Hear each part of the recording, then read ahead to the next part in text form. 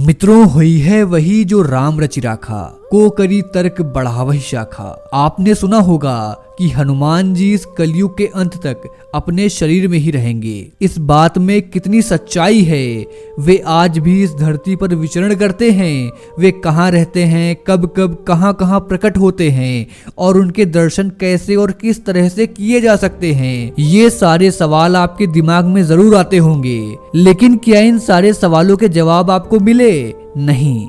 खैर, निश्चिंत रहिए मित्रों, ये वीडियो आपके इन सारे सवालों के जवाब दे देगा। मैं इस वीडियो में हनुमान जी के बारे में हर एक जानकारी खोज कर लाया हूँ। दोस्तों, रामायण से लेकर महाभारत तक, त्रेता युग से लेकर कलयुग तक, जहां जहां जिस जिस महाकाव्य, महाग्रंथ, वेदों और महापुस्तकों में हनुमान जी के बारे में जो भी जानकारी मिली, वो सब कुछ मैं आपको एक माला में पिरोए हुए मोतियों की तरह एक क्रमबद्ध तरीके से बताने वाला हूँ। दोस्तों, दी प्रिमिटिव हिंदू को आपके सपोर्ट की आवश्यकता है। हमें सब्सक्राइब किए बिना मत जाइएगा। मैं हूँ आपके साथ प्रतीक, और चलिए जरा उठाते हैं रहस्यों से पर्दा। चारों जुग पर ताप तुम्हारा है प्रसिद्ध जगत उजियारा, संकट कटे मिटे सब पीरा, जो सुमिरे हनुमत बलबीरा।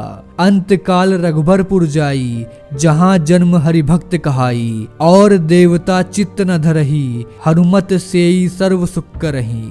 मित्रों, चारों युगों में हनुमान जी के ही प्रताप से जगत में उजियारा है। हनुमान को छोड़कर और किसी देवता में चित्त धरने की आवश्यकता नहीं है।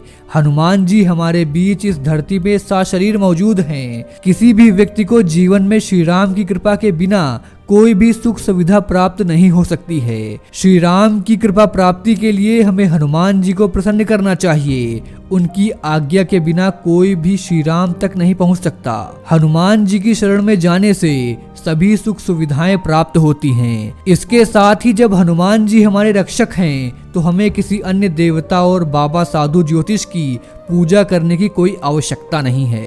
मित्रों, हनुमान इस कलयुग में सबसे ज्यादा जागृत और साक्षात हैं। कलयुग में हनुमान जी की भक्ति ही लोगों को दुख और संकट से बचाने में सक्षम है। बहुत से लोग किसी बाबा, देवी देवता, ज्योतिष और तांत्रिकों के चक्कर में भटकते रहते हैं और अंततः वे अपना जीवन नष्ट कर लेते हैं, क्योंकि वे हनुमान की भक्ति शक्ति को पहचानते नहीं। ऐसे भटकते हुए लोगों का राम ही भला करे। दोस्तों, हनुमान जी श्रेष्ठ देवता क्यों कहे जाते हैं, इसके मैं आपको 4 कारण बताता हूँ। पहला कारण ये है कि वे एक रियल सुपरमैन हैं। दूसरा ये कि वे पावरफुल होने के बावजूद ईश्वर के प्रति समर्पित हैं। और तीसरा यह है कि वह अपने भक्तों की सहायता तुरंत ही करते हैं। और चौथा ये कि वे आज भी सशरीर मौजूद हैं। मित्रों, इस ब्रह्मांड में ईश्वर के बाद यदि कोई शक्ति है तो वह है हनुमान जी। महावीर, विक्रम, बजरंगबली के समक्ष किसी भी प्रकार की मायावी शक्ति ठहर नहीं सकती।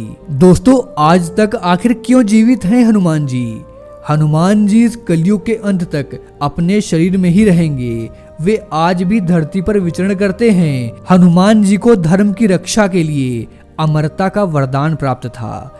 इस वरदान के कारण ही हनुमान जी आज भी जीवित हैं और वे भगवान के भक्तों तथा धर्म की रक्षा करने में लगे हुए हैं। मित्रों, जब कल के रूप में भगवान विष्णु अवतार लेंगे, तब हनुमान, परशुराम, अश्वत्थामा, कृपाचार्य, विश्वामित्र, विभीषण और राजा बलि सार्वजनिक रूप से प्रकट हो जाएंगे। कलयुग में श्री राम का नाम लेने वाले और हनुमान जी की भक्ति करने वाले ही सुरक्षित रह सकते हैं। हनुमान जी अपार बलशाली और वीर हैं और उनका सामना कोई नहीं कर सकता। धर्म की स्थापना और रक्षा का कार्य 4 लोगों के हाथों में है, दुर्गा, भैरव, हनुमान और कृष्ण। मित्रों, लंका विजय कर अयोध्या लौटने पर जब श्री राम जी को युद्ध में सहायता देने वाले विभीषण, सुग्रीव, अंगद आदि को कृतज्ञ स्वरूप उपहार दे रहे थे, तो हनुमान जी श्री राम से याचना करते हैं कि हे वीर श्री राम, इस पृथ्वी पर जब तक राम कथा प्रचलित रहे तब तक निसंदेह मेरे प्राण इस शरीर में बसे रहें। इस पर श्री राम उन्हें आशीर्वाद देते हुए कहते हैं कि हे कपि श्रेष्ठ, ऐसा ही होगा, इसमें संदेह नहीं है।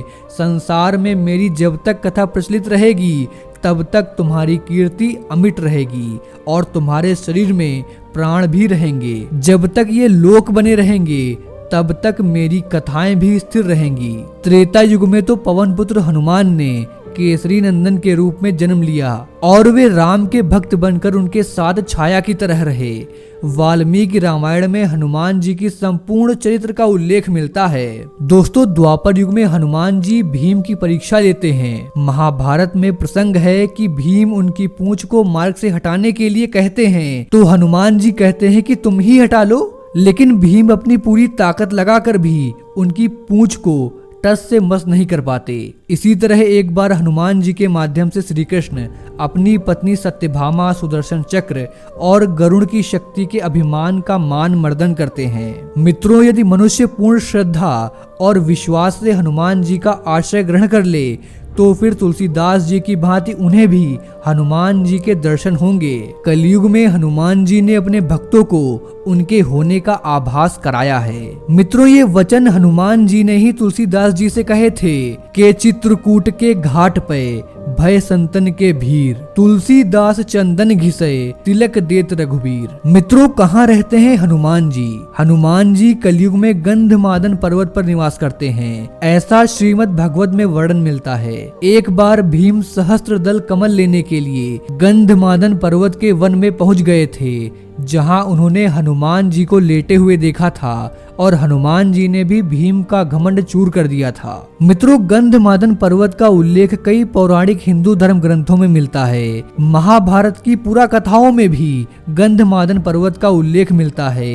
हिंदू मान्यताओं के अनुसार माना जाता है कि यहाँ विशालकाय पर्वतमाला और वन क्षेत्र में देवता रमण करते हैं। पर्वतों में श्रेष्ठ इस पर्वत पर ऋषि कश्यप निवास करते हैं। गंधमादन पर्वत पर किसी भी वाहन से पहुंचा नहीं जा सकता। मित्रों, आखिर वर्तमान में कहां है गंधमादन पर्वत? इसी नाम से एक और पर्वत रामेश्वर के पास स्थित है, जहां से हनुमान जी ने समुद्र पार करने के लिए छलांग लगाई थी। लेकिन हम उस पर्वत की बात नहीं कर रहे, हम बात कर रहे हैं हिमालय के कैलाश के उत्तर में स्थित गंधमादन पर्वत की। यह पर्वत कुबेर के राज्य क्षेत्र में था। सुमेरु पर्वत की चारों दिशाओं में स्थित गंजदंड पर्वतों में से एक को उस काल में गंधमादन पर्वत कहा जाता था। आज यह क्षेत्र तिब्बत के इलाके में है। तो मित्रों, आपकी आज की इस वीडियो के बारे में क्या राय है, हमें नीचे कमेंट करके जरूर बताइए। चैनल को सब्सक्राइब किए बिना मत जाइएगा। मिलते हैं आपसे अगली वीडियो में एक नए टॉपिक के साथ। जय हिंद, जय भारत, वंदे